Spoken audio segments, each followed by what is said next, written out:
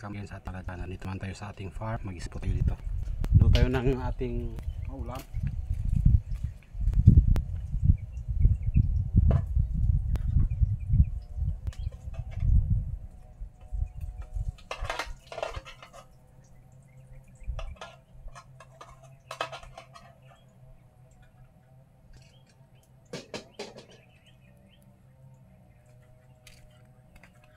Ito mga ka-farmers, ulam natin. Itlog, kinuha natin doon sa itlog ng ating direktor.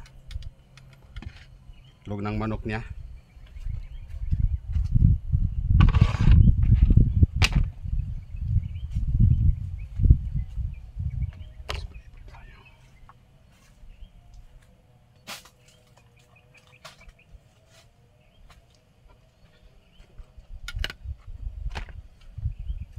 Guys, nag-spray po tayo kanina at saka nagtabas tayo doon para matapos natin yung kulang natin doon. So yan, tanghali na, so kain tayo ng tanghali. Wala tayong kasama.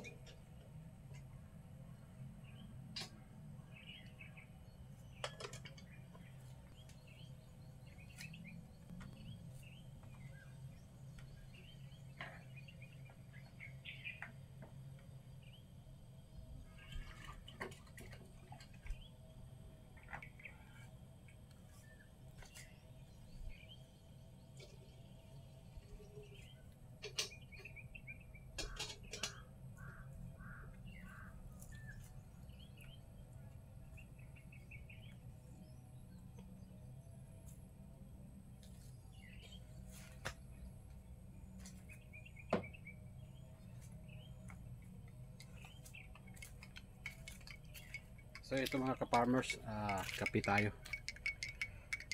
Kape tayo kay naantok tayo. Native na coffee, yan o.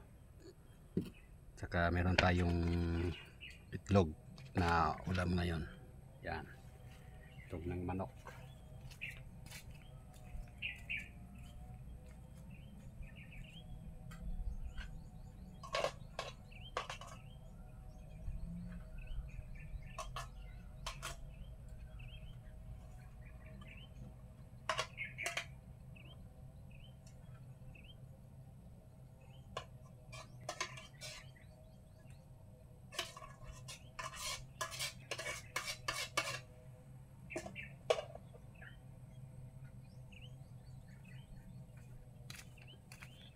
Solo flight tayo ngayon.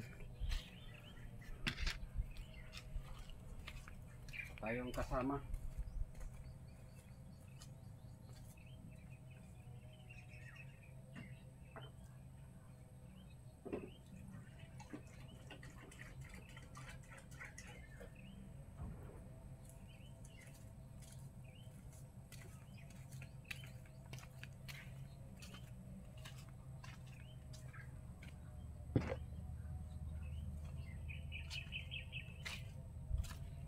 Yan. Ngayon tayo.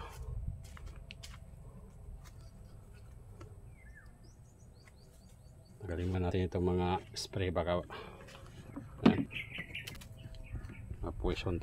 mapoison pa tayo ng herbicide na spray natin. Yan.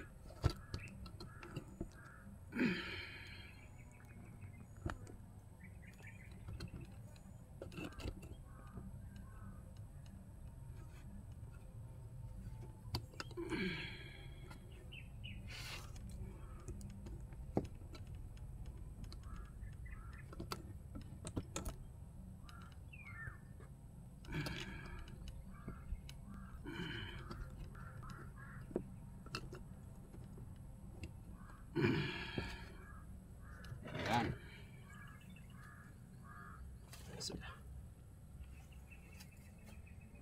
Sarap magkain dito pero wala tayong kasama.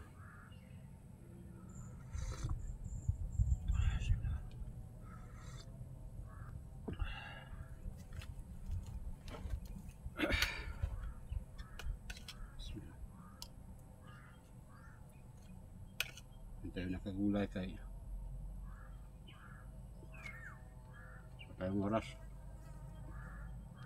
mas makakain tayo.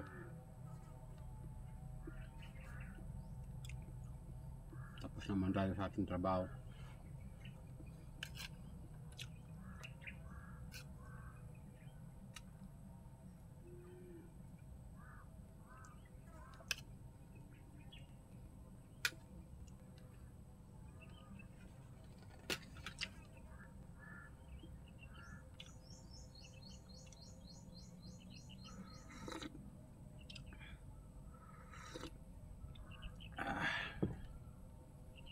Di matamis ang kape natin.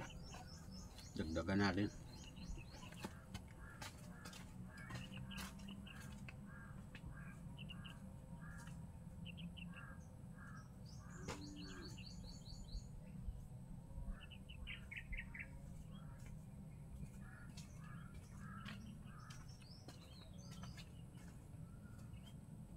Yung mga saging natin, ayun no, sobrang hinog na. Hintik na lang mabulok. 1 week na tayo yung pagpunta natin dito. So ito Saturday ngayon ay Sunday, so mag isang linggo na.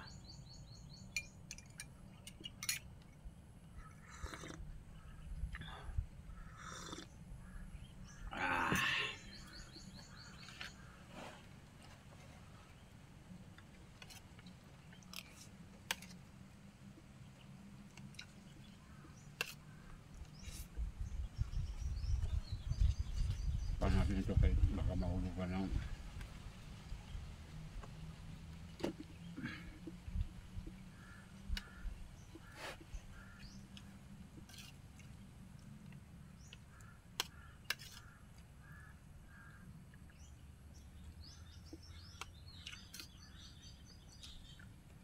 itlog ng Rhode Island yung aking kapatid.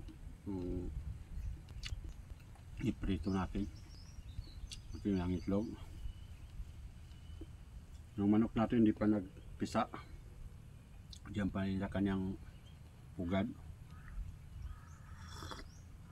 Akala ko ngayon ay nagpisa na, wala pa pala.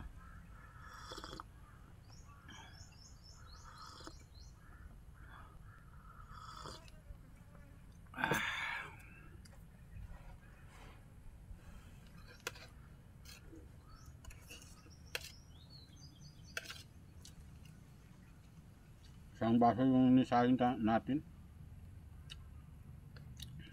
Ang dami, parang hindi natin maubos. Ilang ipakain na natin sa manok.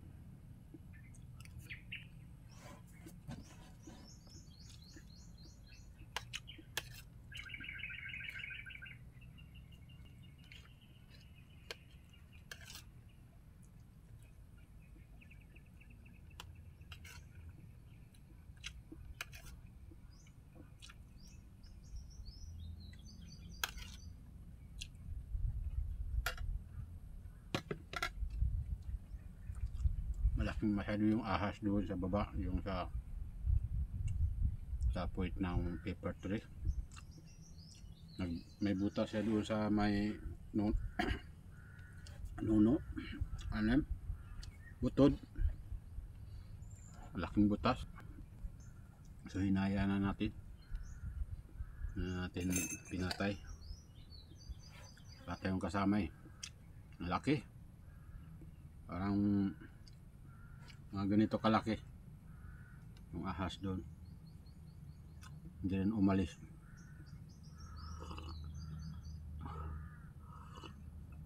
Doon sa kanyang butas, kung kinuha natin yon, makukuha natin o mapatay natin.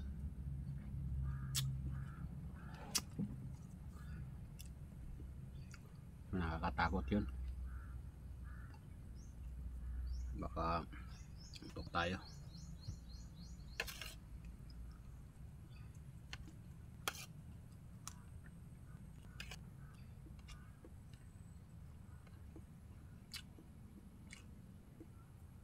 Boring kapag walang kasamang mga bata.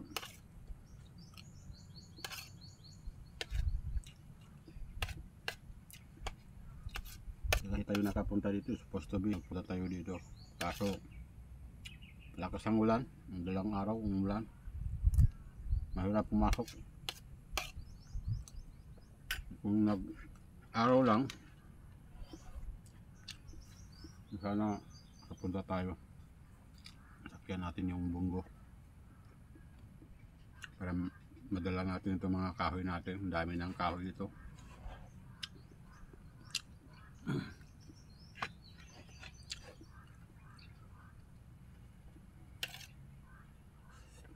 Hindi pa tayo punta doon sa ating bukid, sa ating palay. Siguro mamaya tuloy tayo doon, tingnan natin kung ano yung nangyari sa ating palay. Last na pagpunta natin doon, ismayado tayo kay ang daming daga. Grabe, subalanta yung daga doon, kaya dismaya tayo. Ewan kung may makuha pa doon.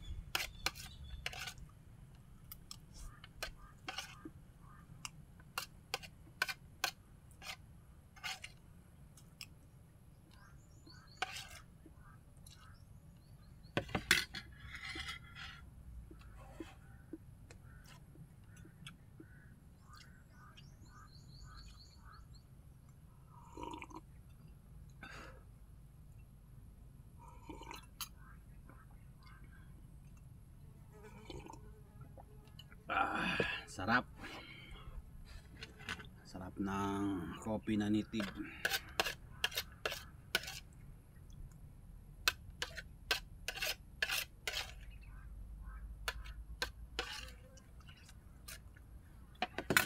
Yun.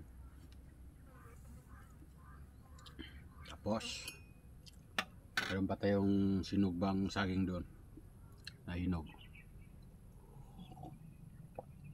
Merinda natin mamaya.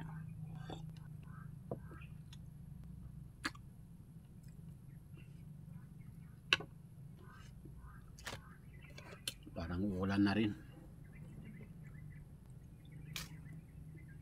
Tagalan tayo kasi nagpapalyado yung ating spray. Mapatayo ng ayos pa natin itong isa. Ayos naman, kumuha malakas yung isang spray natin. Pakita ko sa inyo. Yan. Ito yung ginagamit natin. So mahina ito, mahina ang buga nito. Doon siguro doon sa kanyang gasket. So yun yung ginawa natin yan. So malakas yan. So bali dalawa nating spray. Na ito yung spray na manual. So yan yung mga kahoy natin, no.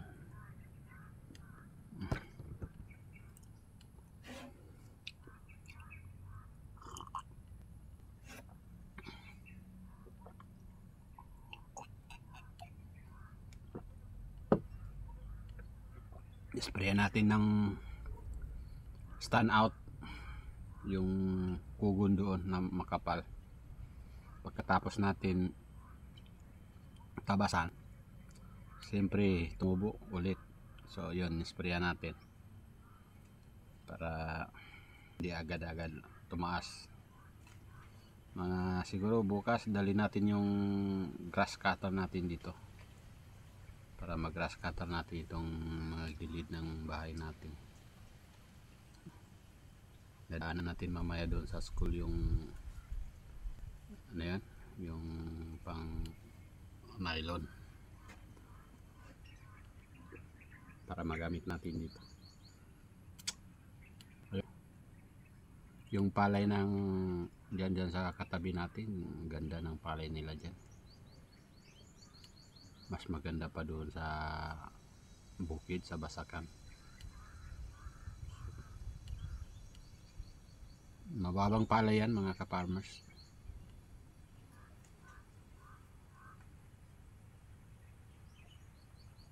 So yan lang ang ating update dito sa ating farm dito. Pag umaraw siguro ng mga 3 araw, matutulog tayo ulit dito. Meron naman tayong kuryente dito.